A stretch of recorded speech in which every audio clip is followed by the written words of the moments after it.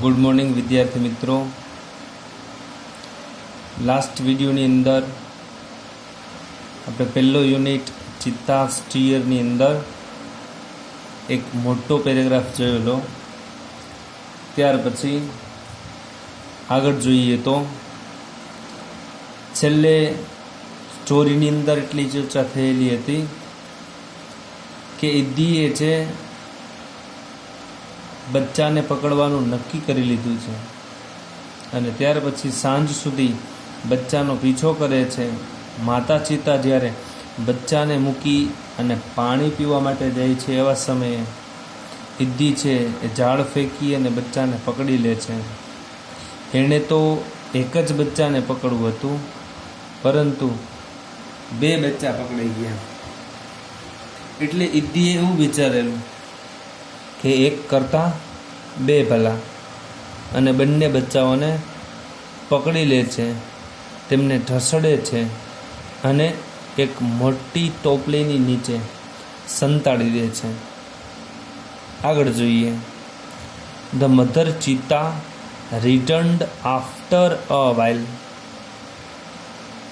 માતા ચિત્તા રિટર્ન્ડ એટલે પાછી વળી, અ વાઇલ જો ખાલી વાઇલ આપેલું હોય ત્યારે એનો અર્થ થાય છે જ્યારે અથવા તો ત્યારે,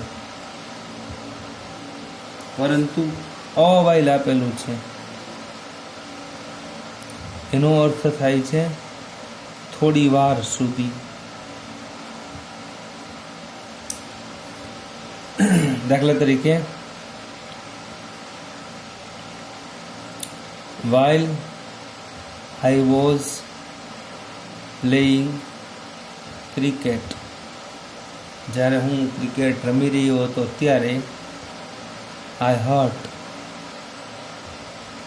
my knee,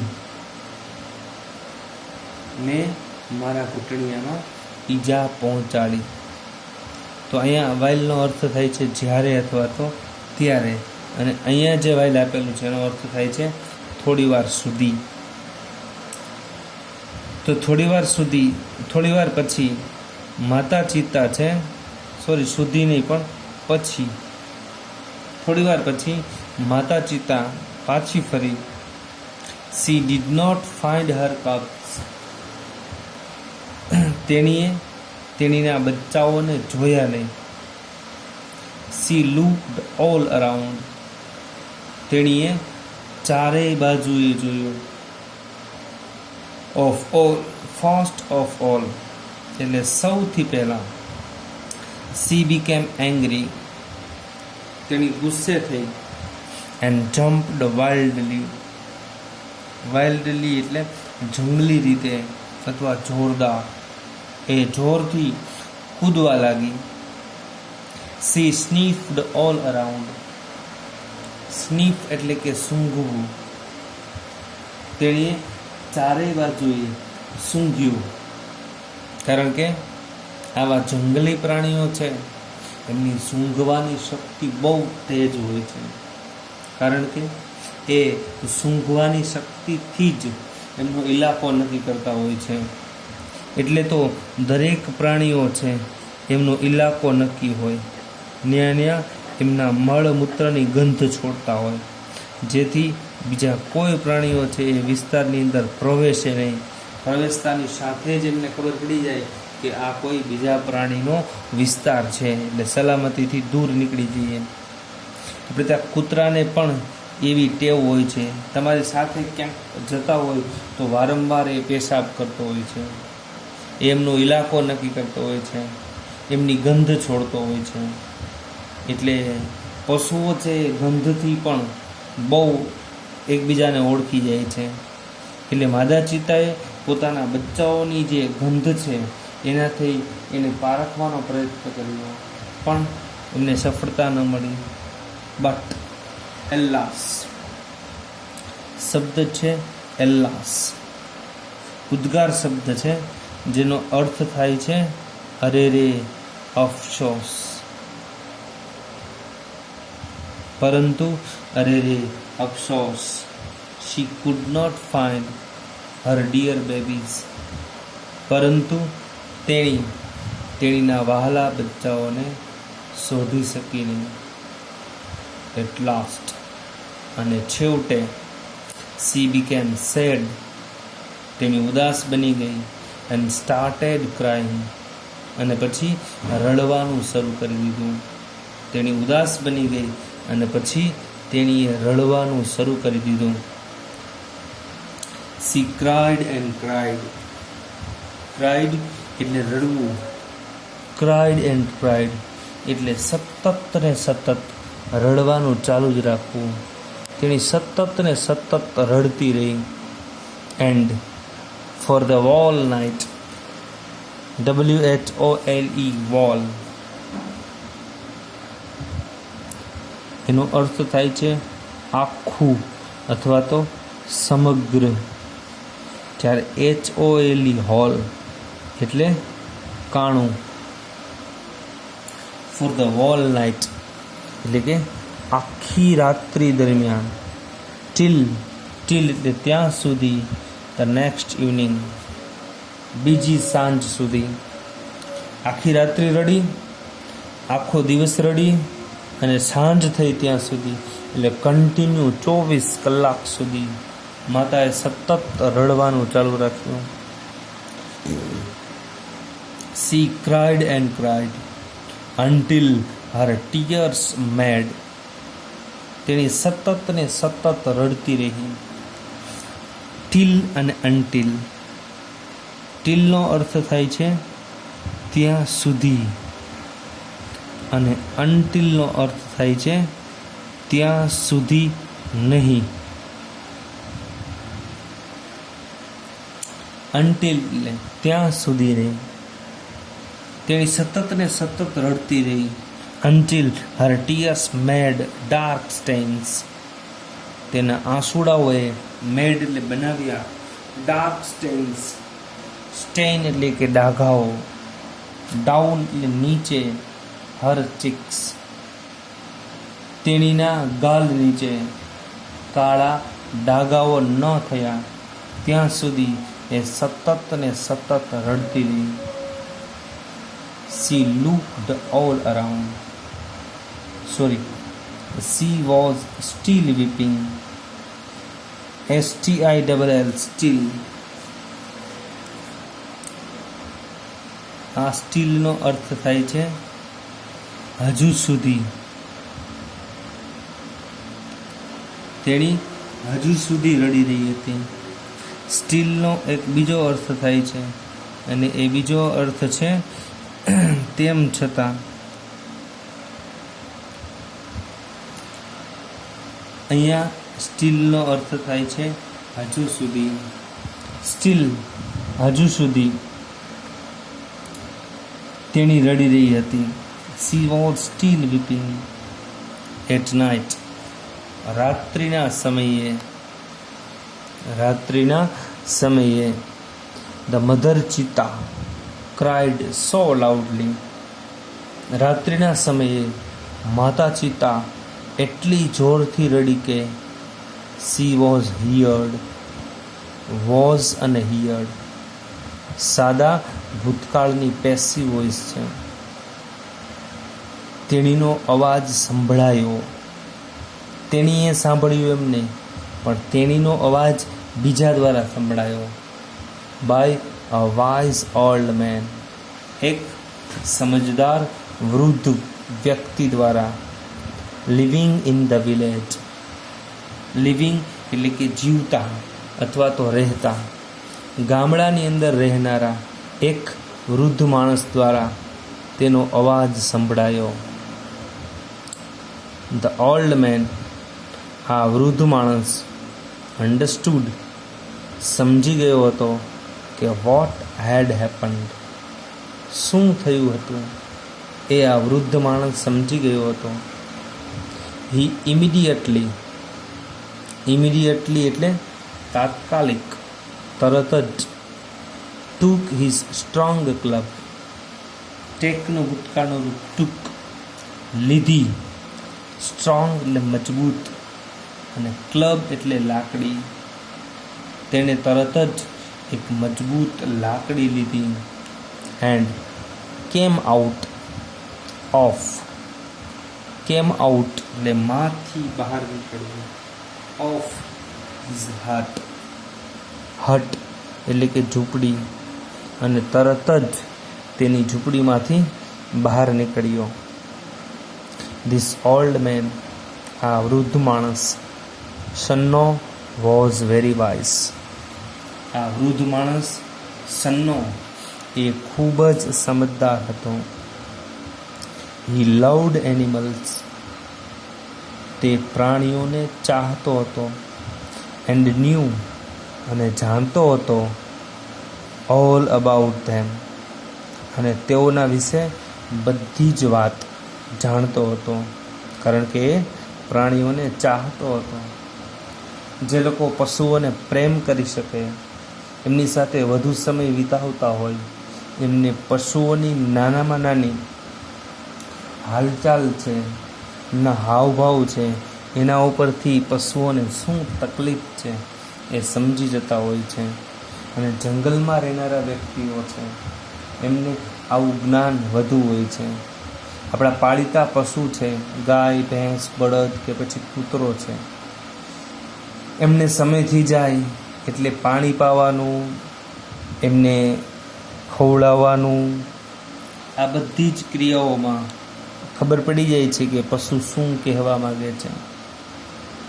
ભેંસને કે ગાયને દોવાનો સમય થાય એટલે જોર જોરથી ભાંભરવા માંડે. એનો માલિક સમજી જાય કે દોવાનું કે છે. એને ખાણ આપવાનો સમય થઈ જાય, ખોળ ખવડાવવાનો સમય થઈ જાય ત્યારે ભાંભરવા લાગે, પોતાના ખિલ્લે ગોળ ગોળ ચક્કર લગાવવા માંડે. તો એના માલિકને ખબર પડી જાય છે કે શા માટે આના કયું વર્તન છે. એમ સન્નો છે, પ્રાણીઓની દરેક વર્તન શા માટે થઈ રહ્યું છે એ જાણતો હતો. એટલે સન્નોને ખબર હતી. વેન સન્નો ફાઉન્ડ આઉટ, જ્યારે સન્નોએ ફાઉન્ડ આઉટ એટલે શોધી કાઢ્યું, ધ હિડન કપ્સ એટલે સંતાયેલા બચ્ચાઓને, હી ન્યૂ તે જાણતો હતો કે ઇટ વોઝ ઇઝ વિક્ડ આઈડિયા, વિક્ડ એટલે કે દુષ્ટ, ખરાબ. એને ખબર હતી કે આ એદ્દીનો જ દુષ્ટ વિચાર હોવો જોઈએ, કારણ કે અમુક માણસોની પ્રકૃતિ જ એવી હોય. એમના ઉપરથી ખબર પડી જાય. ગુજરાતીની અંદર કહેવત છે, એમ કે છે કે મથરાવટીનો મેલો, કારણ કે અમુક એટલા તોફાની હોય કે દર વખતે એ જ તોફાનની અંદર આવતા હોય. તો પછી જોયા જાણ્યા વગર ખબર પડી જ જાય કે આ તો હોય જ. ક્લાસની અંદર શિક્ષક ન આવ્યા હોય ને છોકરાઓ ક્લાસની અંદર અવાજ કરતા હોય અને પછી શિક્ષક ખીજાય તો અમુક તોફાની છોકરા હોય તો ખબર જ હોય આ જ હોય. એમ ઇદ્દીના પહેલેથી બધા કામ એવા જ. એટલે સન્નોને ખબર પડી ગઈ કે આવું દુષ્ટ કામ એ ઇદ્દી સિવાય બીજું કોઈ ન કરી શકે. એટલે એ સમજી ગયો. હી ગોટ, તેને લીધું. હી ગોટ એંગ્રી વિથ ઇદ્દી, તે ઇદ્દી પર ગુસ્સે થયો. હી રસ્ડ ટુ ધ હટ, રસ ટુ એટલે ઘસી જવું, ઝડપથી પહોંચી જવું. To the hut and shouted, એ તરત જ ઇદ્દીની ઝૂંપડીએ પહોંચી ગયો અને જોરથી બૂમ પાડી. આઈ હેટ યુ ઇદ્દી, ઇદ્દી હું તને ધિક્કારું છું.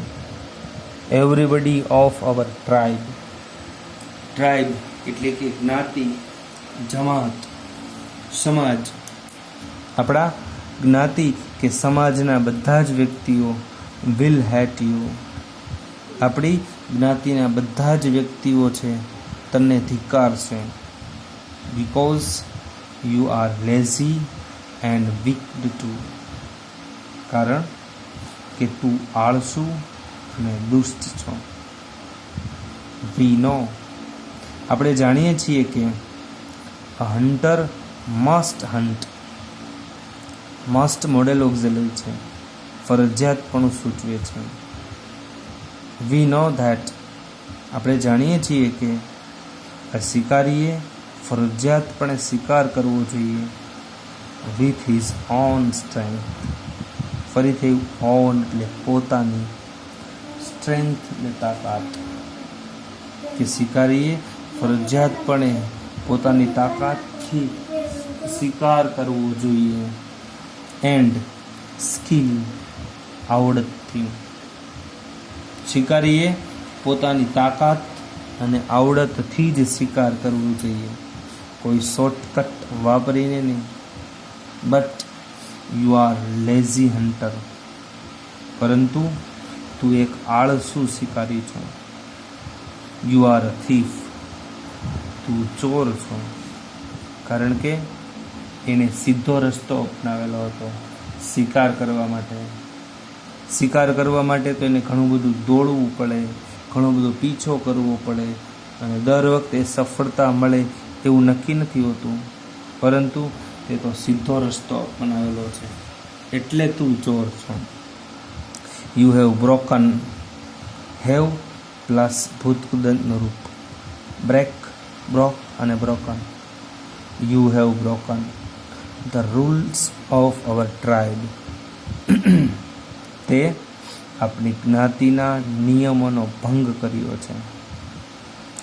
યુ હેવ બ્રોટ, વળી પાછો પૂર્ણ વર્તમાન કાળ, હેવેઝ અને ભૂતકૃદંતનું રૂપ. બ્રિંગ મૂળરૂપ, બ્રોટ ભૂતકાળનું રૂપ અને ભૂતકૃદંતનું રૂપ બ્રોટ. બ્રિંગ એટલે લાવવું, મેળવવું, ભૂતકૃદંતનું રૂપ બ્રોટ. યુ હેવ બ્રોટ, તે મેળવ્યું છે. ડિસહોનર એટલે અપમાન, ટુ ધ વોલ ટ્રાઇબ, તે આપણી જ્ઞાતિ, આખી જ્ઞાતિ પાસેથી તિરસ્કાર કે અપમાન મેળવ્યું છે. All the member of the hunter tribe, બધા જ મેમ્બર્સ એટલે સભ્યો ઓફ ધ હન્ટર ટ્રાઇબ, શિકારીની જ્ઞાતિના બધા જ વ્યક્તિઓ. ગોટ ટુગેધર, ગેટ ટુગેધરનું ભૂતકાળનું રૂપ.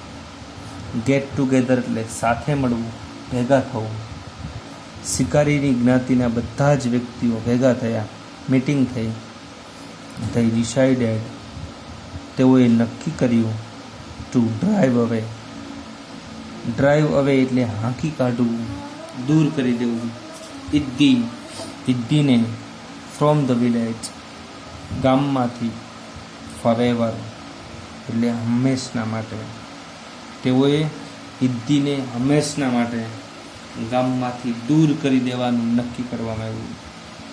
કારણ કે અગાઉના સમયે કોઈ નક્કી કરાયેલા ચોક્કસ સમાજ કે જ્ઞાતિના જે નિયમો છે એને બધાએ પાલન કરવું જ જોઈતું હતું, અને જો એવું ન કરે તો એમને એ જ્ઞાતિમાંથી નાતબારા કરવામાં આવે, એની સાથે કોઈ વ્યવહાર ન રાખે, એમને ત્યાં કોઈ આવે જાય નહીં, એની સાથે કોઈ બોલે નહીં.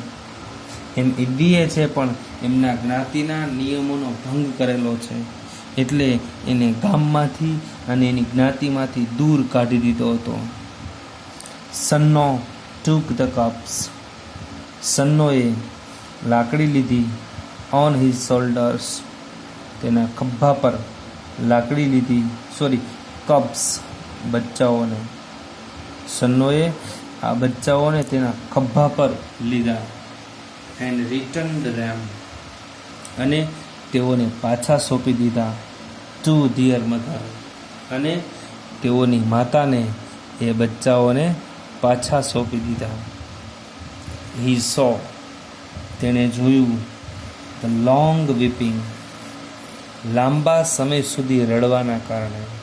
ઓફ ધ મધર ચિત્તા, માતા ચિત્તાના લાંબા સમય સુધી રડવાના કારણે.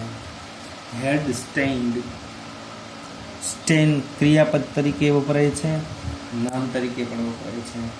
ક્રિયાપદ તરીકે હોય ત્યારે ડાઘ થવો, અને નામ તરીકે હોય છે ત્યારે માત્ર ડાઘ.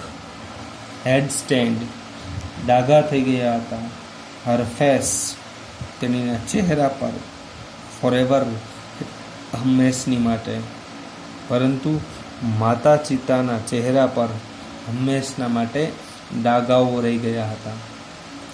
આવી રીતે એક સમજદાર સન્નોમએ આ બચ્ચાઓને ઈદીના સંકટમાંથી છોડાવી અને પાછા એમની માં સુધી પહોંચાડેલા હતા. હવે નેક્સ્ટ છે પેજ ઉપર માહિતી આપેલી છે, જેની અંદર ચિત્તા વિશેની કેટલીક વિસ્તૃત માહિતી આપેલી છે, જેને આપણે નેક્સ્ટ વિડીયોની અંદર વ્યવસ્થિત રીતે જોઈશું. આજે આ વિડીયોને શાંતિથી જોઈ લો.